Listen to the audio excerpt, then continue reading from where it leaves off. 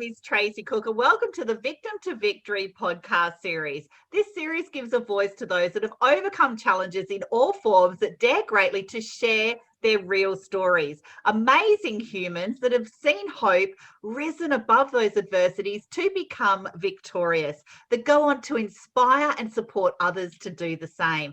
And today we are giving a huge voice to Chris D.T. Gordon.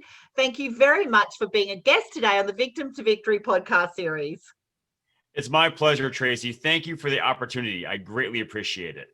More than welcome. Now, what I want to do is go through and share a little bit, and I'm going to let Chris tell his story because it's absolutely amazing and inspiring that we have people amongst us that have done so many amazing things, and I'm so grateful.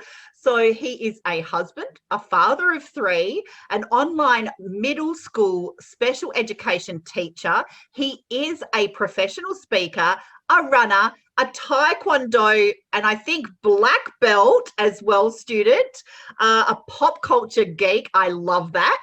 And he's also a survivor of a certain thing that I'll let him go into. And Chris uses his story and his message to definitely inspire others to adopt an attitude of gratitude and to positively affect their lives.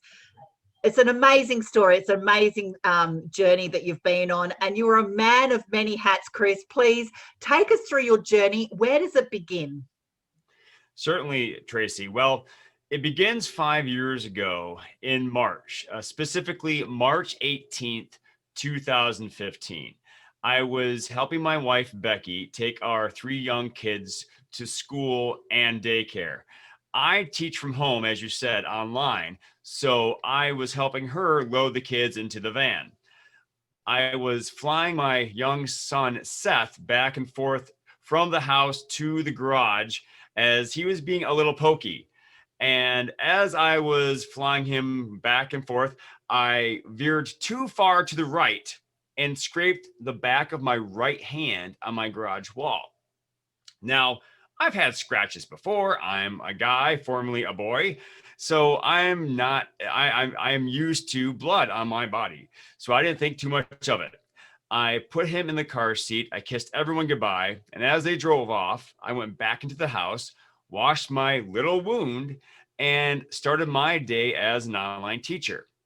Well, 3 days later, on Saturday, I wake up and I find a lacrosse ball sized bump on my right elbow. I don't usually wake up like that. So I decided to go into the walk-in clinic here in New Ulm, Minnesota to check it out. The attending doctor said that it might have been bursitis or something like that. So keep an eye on it and let us know if something develops. Well, throughout that day, something did develop. My arm. My right arm ballooned to triple the size of my left. By the time we put the kids down to bed and we were able to call a babysitter to watch them as my wife took me to the hospital, I looked like the Incredible Hulk in mid-transformation. So she takes me to the hospital. They admit me into the emergency room immediately. They get me into a room and they find another little surprise. I had gone septic. Now, for those who don't know what sepsis is, it's an exaggeration of the body to take care of an infection by sending a chemical into your bloodstream.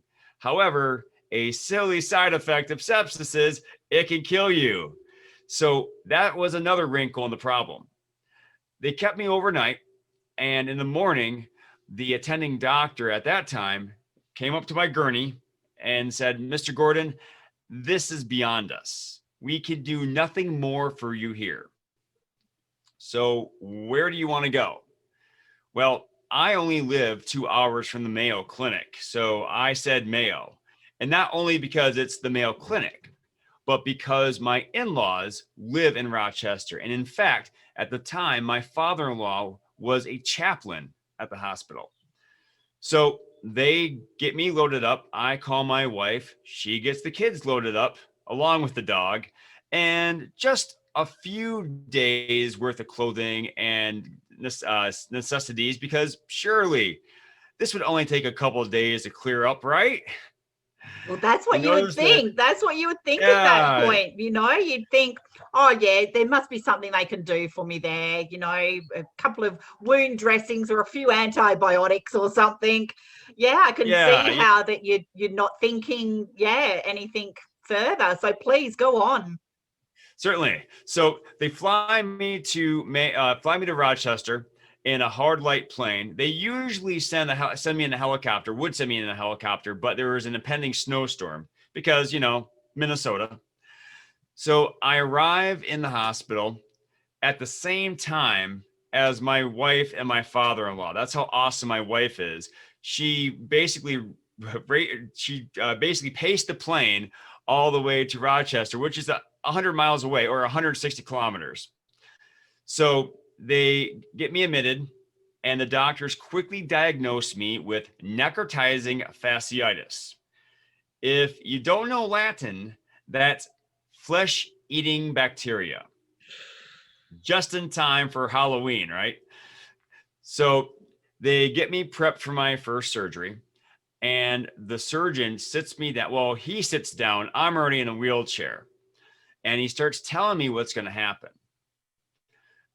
At this time, though, they have given me a healthy dose of painkillers. And I'm not sure if you've ever seen True Lies, Tracy. Yes, I have. Yep. Okay, you know the I think I scene know where you're where, going here. Yeah. yeah, where Arnold is drugged and his head is lolling back and forth, and he tells his captors how he's going to kill them all. Uh-huh. Well, that's like me, except no murder. But I was very gung ho. I was lolling back and forth and just telling him, "Let's do this. Come on, let's go." He didn't expect that. He was expecting me to be a little more weepy, a little scared. But my mindset was, I'm at the Mayo Clinic. If I die here, it's not going to be for lack of trying. Mm-hmm. They're going to do the best they can do, and I'm just going to give up to God and their hands, and let's just see what happens.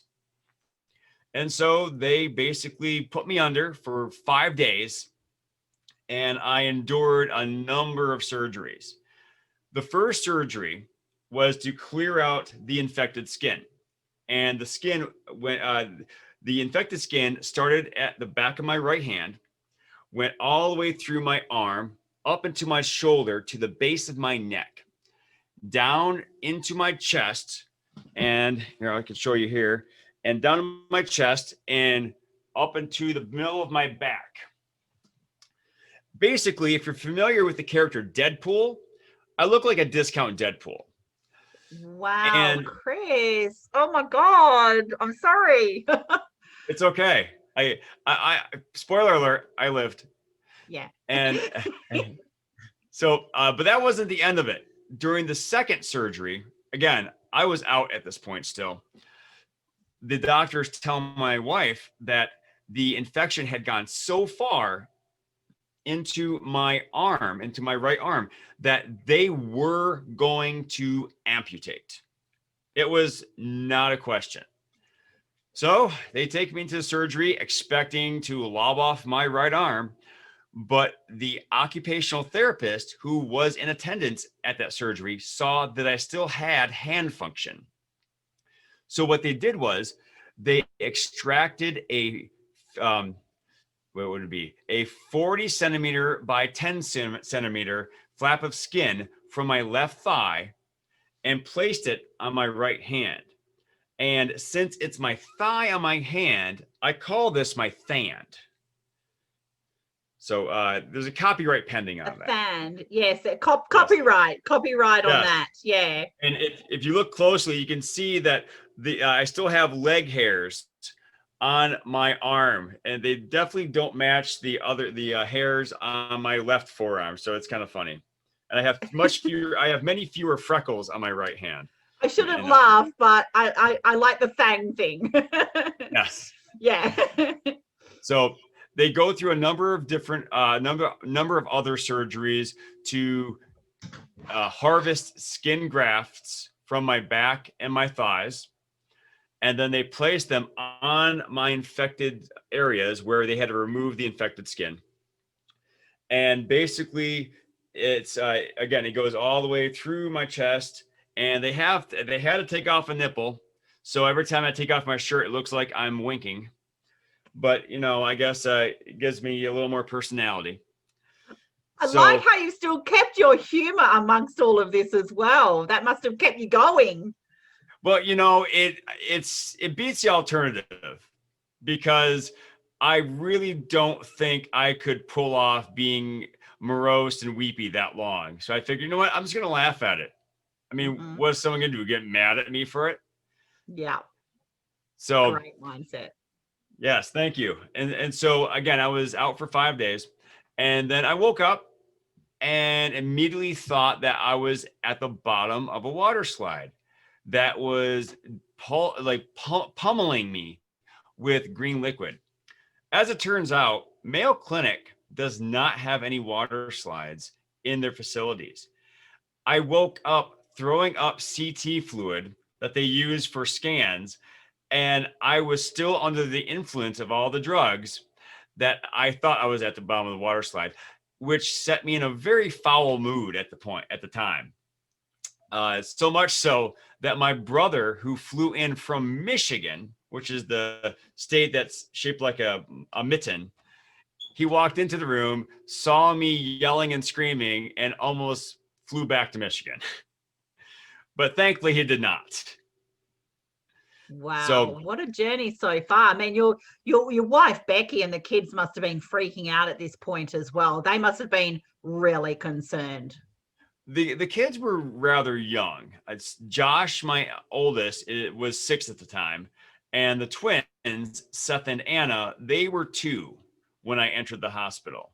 They actually turned 3 in April, and I was still in the hospital. So they had a little birthday party for me on a Sunday afternoon when they came to visit.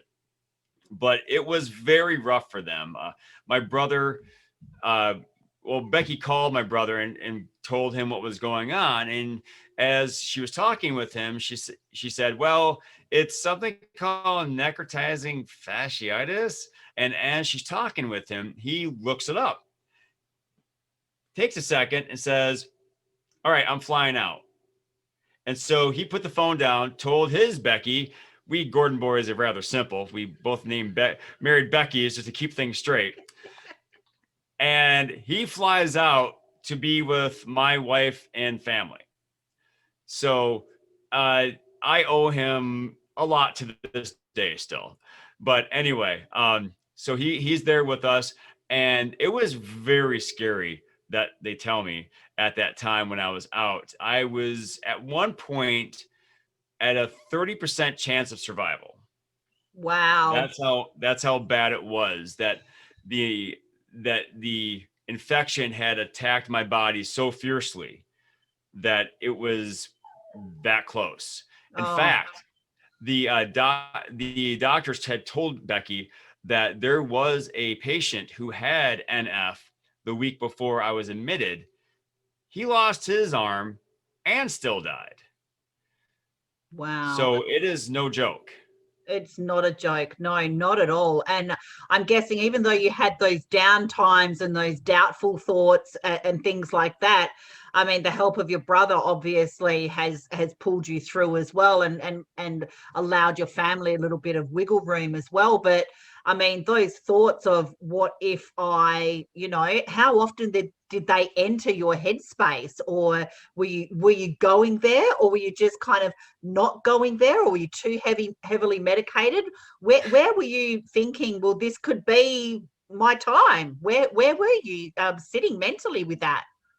The funny thing is, Tracy, after I got over my thoughts of why am I in a water slide, I I kind of sobered up a little bit. I still had a lot of hallucinations for the next 3 weeks. It's pretty crazy. But once Becky started telling me about how people were stepping up to help us, We had people donating food, donating clothes and toys to my kids, because when they drove out to Rochester, they were there for 2 solid weeks. They didn't go back to New Ulm. And Bill, my father-in-law, he drove back to New Ulm at one point to pick up clothes for Becky and the kids, but they still stayed out there.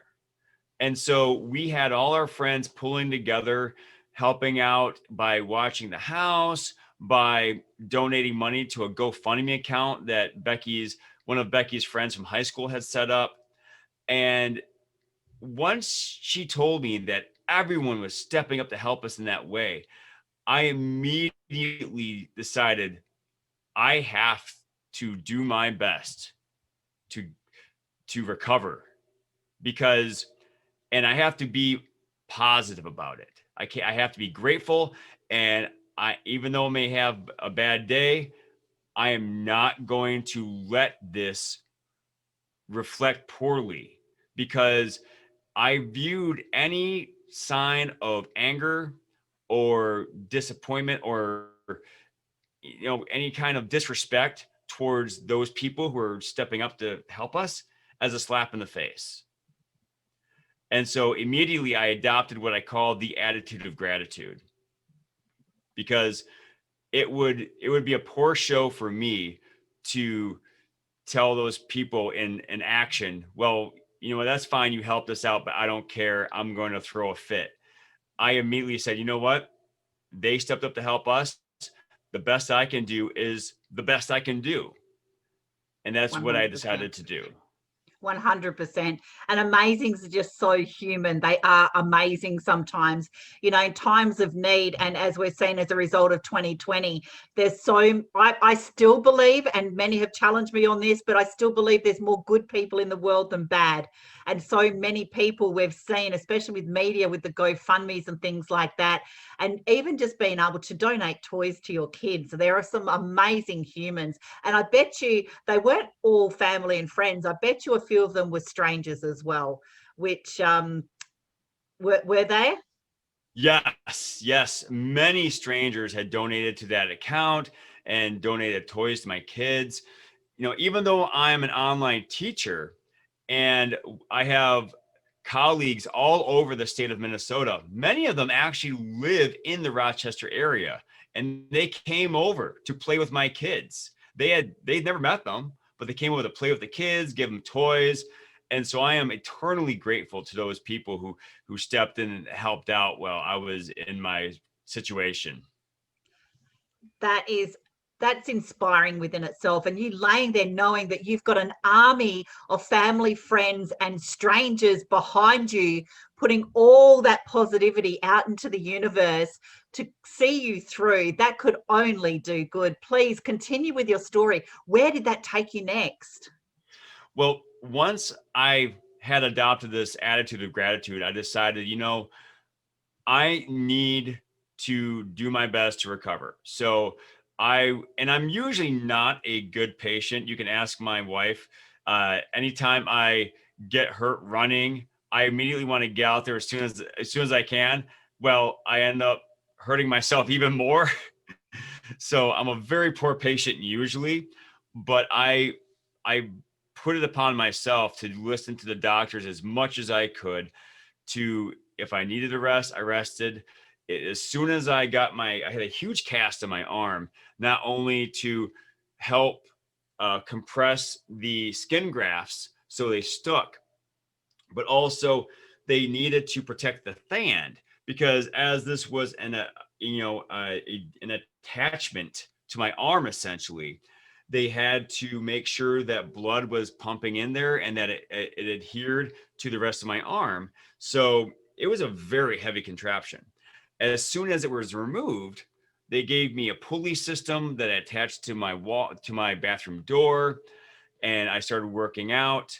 And I was already pretty fit before this, and I think that's a lot of what helped me survive. In fact, the week before I was admitted to the hospital, I ran what's called a Pi Day race.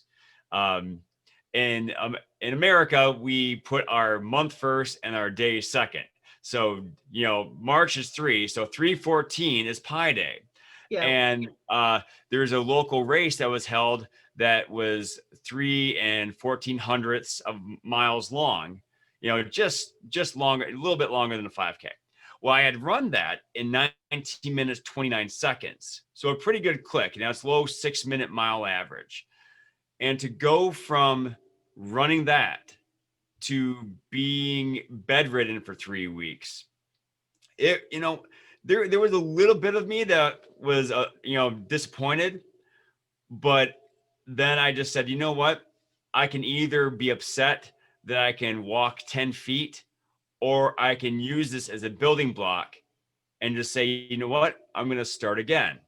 And that's what I chose, because wishing for the past is not going to help. I needed to look towards the future. So I took, as they say in What About Bob, baby steps, and started working little by little to rebuild my strength.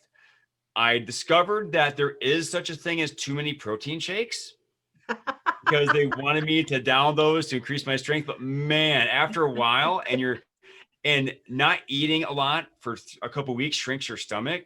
Holy cow, it's like a part-time job. Yeah, And 100%. And I want to hear more about this attitude of gratitude. What does that encompass? What does that mean to you? well, there are 3 parts to it. The first part is you think of all the good things in your life. Now, when we do that, we usually think of the big things, my faith, my family, my friends, my home, my job. But I started looking at the little things. I thought about how my brother had bought me an iPad to keep me entertained in the hospital. And at that time on Netflix, the first season of the show Daredevil was on. And being a huge Marvel fan, I just ate up that show. I binge watched it all the time. And then I thought about the way my bed was positioned in my hospital room.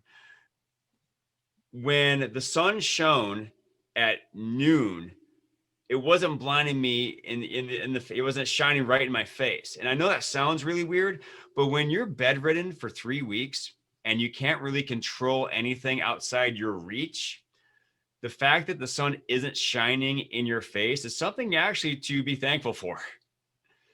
And then there's the hospital pizza.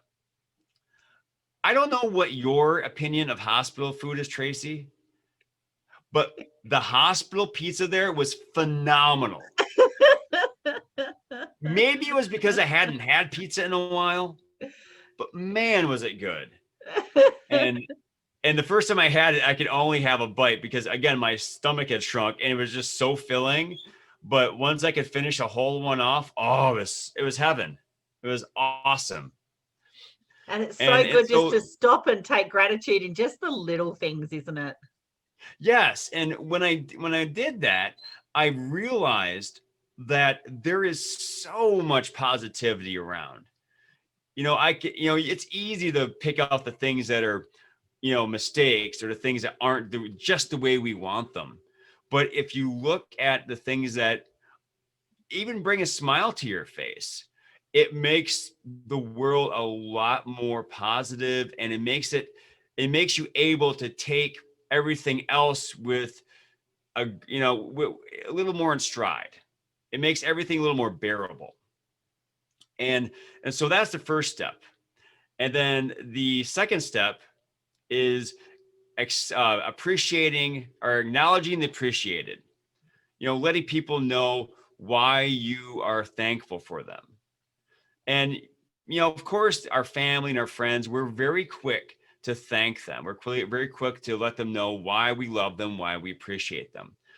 But then I thought about the medical staff. And yes, the medical staff at Mayo Clinic is phenomenal, world class, obviously. But it's the fact that they decided to go above and beyond and show me kindness. And some of us actually became friends. One instance that I will always hold dear is when you're in the hospital for a number of weeks, they tend to put that getting to know you poster on the bathroom door. Well, one of the questions was favorite movie. Well, you look around my room, I'm inundated by comic book characters and, movie posters. And so you would think, oh, sure, he must like the Marvel, MCU movies or Star Wars. I picked Blazing Saddles. I actually like And that movie myself. and the reason is that while I do love the Marvel movies and Star Wars movies, is that I can watch Blazing Saddles over and over and over again and not get sick of it. There's so many funny parts and so many memorable lines. Well, one Monday morning, the head nurse, whose name is also Chris, she walked in all aflutter. And she just couldn't get the words out fast enough. She said, Chris, I thought of you when I was at this garage sale and I saw this and I had to get it for you. She hands me a DVD copy of Blazing Saddles. Wow. I am a part of her job. I am an item on her to-do list. There was nothing saying that she had to get this for me. But the kindness that she showed me in that moment made that DVD copy one of my prized possessions. And it just made me feel so appreciated for the way I was acting that I thought, not that I want to get more DVD copies of things handed to me, but the fact that my behavior affected her in such a way, why can't we all treat each other like that? Like we want to give each other gifts just because we see something that we think someone would like. And so acknowledging those whom we appreciate is incredibly important. Even if you don't know that person, even if it's a thank you to someone holding the door for you, or if someone's waiting on you at a gas station, they're people too, and they're working hard. They deserve appreciation as much as the next person. 100%. 100%. Yes. And Take us through number finally, 3. definitely. And the final part is giving someone else a reason to be thankful. Excuse me. Definitely. And in the hospital, there really wasn't a lot that I could do personally to make someone else thankful. But as soon as I was discharged, I started doing things. For example, when I'm out on a run, I pick up garbage that I see on the road or see in someone's yard because I want my neighborhood to look as beautiful as possible. And also, I have neighbors to the north and south of me who sometimes they need their lawns mowed. Either they're on vacation, or in the case of our neighbors to the south, they have little twins as well. And I know how busy a father of twins can be. So once in a while, I'll mow their lawn to help them out. And then there's just always holding a door open for someone or smiling at someone and just saying hi. Giving someone else something to be grateful gives them the opportunity to hopefully be thankful for what they have, and maybe they'll pass along that feeling. And excuse me. If you take those 3 parts, the thinking of good things, the acknowledging the appreciated, and giving someone something else to appreciate, you have tag, which not only is a fun kids game, but it's also the attitude of gratitude. I love that so much. We do a thing called Wealth Wednesday, where we do a random donation for a stranger for no recognition, reward, or exchange. So we could leave a little message of hope with, say, $5 in a depression book in the library, or pay for the coffee and drive through behind you, or leave money in you call it diapers, we call it nappy box at the supermarket.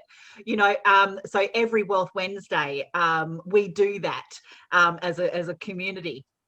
Oh, that's great. And just putting that, it not only makes us feel good, because we've got to make ourselves feel good as well, but it's making others restore their faith in humankind. And the ripple effect from that, they're the kind of things that change the world, because humans to me are just so amazing. They appear when you least expect them in the times that you need them the most. So I love the concept, and I'm so glad that you've been through this journey and developed an attitude of gratitude that you're now inspiring others with as well. So you've come out of hospital, you obviously survived, obviously, like you said, spoiler alert.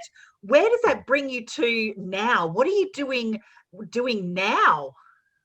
Well, I first used that attitude of gratitude not only to further my actions of being grateful for what I have and helping others do that, but I felt so much positivity in my own actions that I was inspired to see what I can do, see how far I can take this.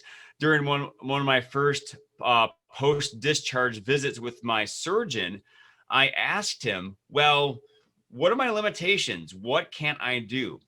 And Dr. Bakri, my surgeon, said, well, Chris, you're the first marathon runner we've ever had with NF. So you let us know. And so I took that as a cue to see what I can do. And so I returned to running, as I said earlier. And since then, I've set or tied 4 lifetime personal running records. I've won a number of local races, and I usually finish in the top 10% of any race I run. I've attained my recommended black belt in Taekwondo. I still have one more major test to do before I get my full black belt, but I've yesterday I broke my first brick, so that was exciting. I've I have secured my autism spectrum disorder teaching license. So Wonderful. I now have 4 teaching licenses to use, and I've set a long-term running goal of qualifying for the Boston Marathon, and Wow. which I've done because I'm comparatively to other race distances, I'm awful at the marathon. So I figured I need to give myself a little time to build up that foundation so I can qualify. But at the beginning of this calendar year, I decided that I need to share my message. And not only do I need to share it with people, I need to share it specifically with middle schoolers. And so I decided to not only am I as a special education teacher for an online school, I decided I'm going to be a professional speaker. So I started crafting my speech. I started working on finding out what to do, grabbing a website, and really trying to get my word out. And then COVID hit and all the schools closed. So I decided, well, if I can't speak to people in schools, I'll speak to people from my house. So I started my podcast called Scar Bearers, where I share my story and I allow others to share their stories of inspiration, trials, and triumph. And I have also created a YouTube channel where I play a lot of the podcast interviews there. And I started a website, chrisdtgordon.com, where I feature a lot of my speaking opportunities, so I can keep the word out, keep getting the word out, because eventually schools will reopen. And even if they don't right now, with my background in teaching online, I could speak virtually. I mean, I could present to a school in Perth there, which would be awesome. Frankly, I would love to be an international speaker of that, of that magnitude. And that's what I'm doing basically. Like you said, I feel that I need to share my message because it is worth something. And I hope that, especially with middle schoolers, already they're dealing with bullying, peer pressure, changing bodies. And now we have a pandemic in most places of the world. I heard Perth is pretty well set, but the Yeah. rest of us have to deal with it.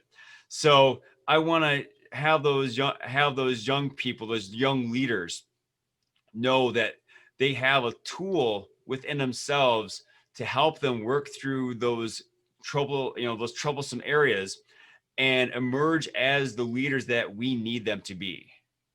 I think that is so inspiring. And those middle schoolers and beyond, even some 50 and 60-year-olds that I know, Chris, can benefit from your words and your journey. Because without inspiration, without thought leaders, we all know that computer is the new currency. And we all know that virtual platforms like podcasts and like your podcast, like Victim to Victory podcast, are the way of the future. This is how we connect. This is how we educate. And just to have that platform where middle schoolers can come on, not necessarily interact, but maybe even sit there and silently watch and listen to the language and listen to the messages of hope and inspiration that are going to change their mindsets and let them know they're not alone, and it's okay to experience anxiety and depression and things like that, but it's how we actually cope with it afterwards, and that you can actually overcome that obstacle and you can go on to do more and be more and inspire others as well. So you are definitely the change that we need to see in the world, Chris DT Gordon. Now, what kind of message would you like to leave our audience on here today? I have two things I want to share, Tracy. First of all, always try to be grateful for everything, not only the big things, but the small things. Look for what tiny, seemingly insignificant parts of your life that you actually enjoy. Could be a nice, comfortable pair of socks. It could be how that first sip of coffee or tea or whatever your beverage is, how that tastes and perks you up. Just take a little more joy in it. Secondly, thank those around you who make your life better, whether they're your loved ones or they're just a stranger on the street that gave you a smile, or maybe you like their shirt. Compliment them on their shirt. I love, I have a lot of running geek shirts, like a lot of superhero running shirts, and I love getting compliments from them because that's part of my identity, and that shows that someone appreciates that. And so that brings a smile to my face. And then be a good citizen and give someone else something to be grateful for. It doesn't have to cost anything, but it can really make someone's day and be priceless to them. And then I have one more phrase: pass on perfection and go for greatness. And I say that because we are inundated with images of perfection. We look on commercials, we look at, we watch movies, and we see these perfect people and these perfect situations that are not attainable for a long period of time. Yes, we might occasionally bowl a 300 game and bowling, or a gymnast might hit a perfect 10 once in a while. But to try to always expect perfection is a Sisyphean effort. Instead, go for greatness. Nail that consistency down.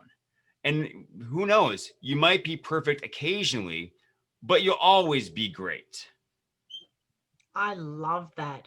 I might actually steal that, because I know somebody who needs to hear that. And I'm going to share what you just shared with me then today about greatness, because I know that this person needs to hear that today. Thank you so much. You're such an inspiration. You are changing lives. I would really like to thank you, Chris DT Gordon, because I know that I would like to do a part 2 with you in a few months. And let's just see in 2021 some more changes that are coming our way. And I know that you're going to be on many platforms, and I know that you're going to be very memorable to a lot of people. And thank you very much. I'm very appreciated that you're a guest here today, and you're very brave to share your story. You're so appreciated. Thank you very much. Well, thank you, Tracy. I greatly appreciate your time and the opportunity. Now, you can find our podcast series, Victim to Victory, on YouTube and the Facebook group, Victim to Victory Podcast Series. If you got value from today, I'm going to be sharing Chris's links, so please connect with him. And I'd like to leave you with a message of step into your story, figure out who you are, and do it on purpose. Bye for now.